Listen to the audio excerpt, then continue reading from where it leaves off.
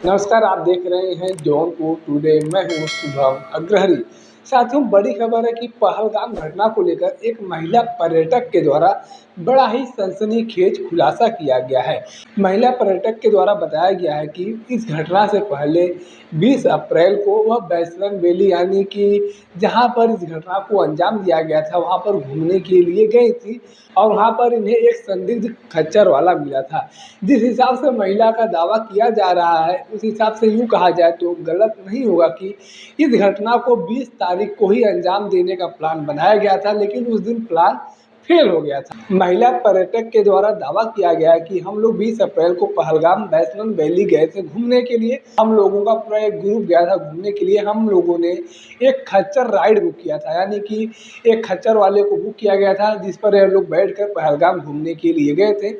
और महिला पर्यटक का कहना है कि यह वही खच्चर वाला है जिसका स्केच इस समय जारी किया गया है उस आतंकी हमले को लेकर। महिला पर्यटक का कहना है कि यह व्यक्ति जो खच्चर वाला था यह हम लोगों से धर्म आधारित प्रश्न कर रहा था, धर्म आधारित बातें पूछ रहा था।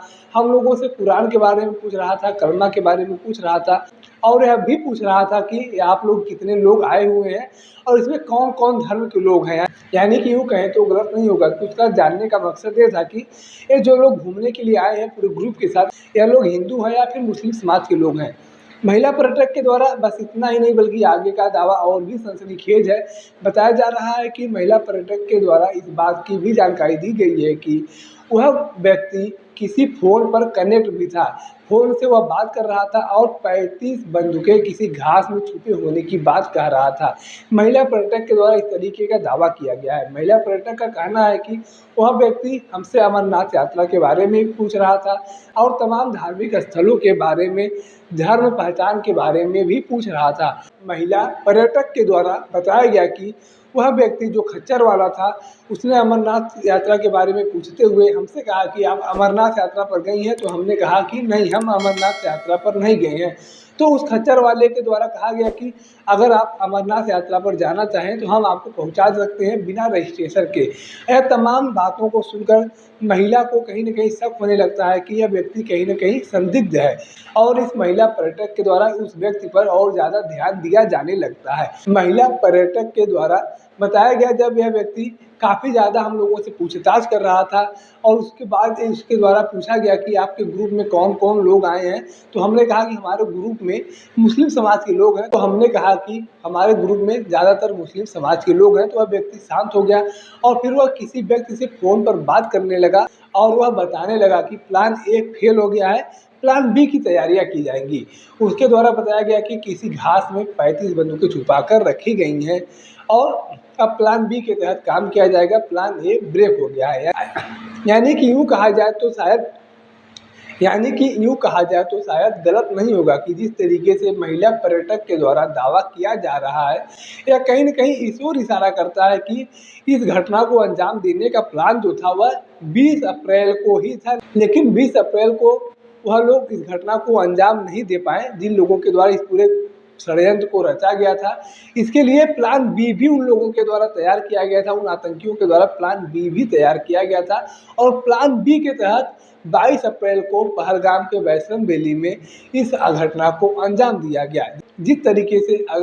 जिस तरीके का दावा महिला पर्यटक के द्वारा किया जा रहा है उससे यही प्रतीत होता है कि इस पूरे घटना को अंजाम देने का प्लानिंग जो था वह 20 अप्रैल का ही था। हालांकि महिला पर्यटक की इंटरव्यू को सुनकर, इनकी बातों को सुनकर अब उस व्यक्ति की पहचान कर ली गई है जिसके ऊपर इस तरीके का आरोप महिला पर्यटक के द्वारा लगाया गया था। प्रशासन के द्वारा उस व्यक्ति को पकड़ लिया गया है, गिरफ्तार कर लिया गया है और पूछताछ की जा रही है। बताया जा रहा है कि उस व्यक्ति से पूछताछ करने के बाद कोई कानूनी कार्रवाई भी किया जाएगा। अगर यह पूरा मामला सही साबित होता है तो उस व्यक्ति के ऊपर कठोर कानूनी कार्रवाई भी किया जाएगा।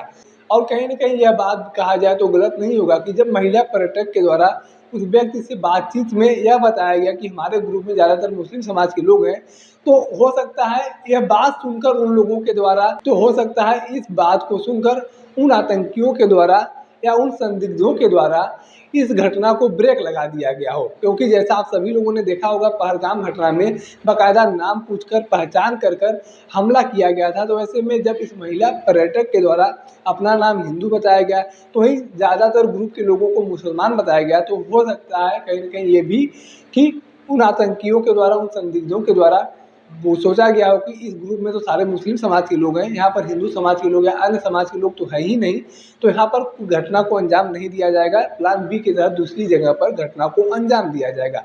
आगे क्या कुछ होता है, क्या कुछ कार्रवाई सामने आती है या फिर इस संदिग्ध को लेकर क्या कुछ मामले सामने आते हैं, यह देखना दिलचस्प होगा। बाकी इस पूरे घटनाक्रम को लेकर आपके पास अपनी क्या राय है, आपके पास अपनी क्या जानकारी है, आप कमेंट बॉक्स में लिख सकते हैं।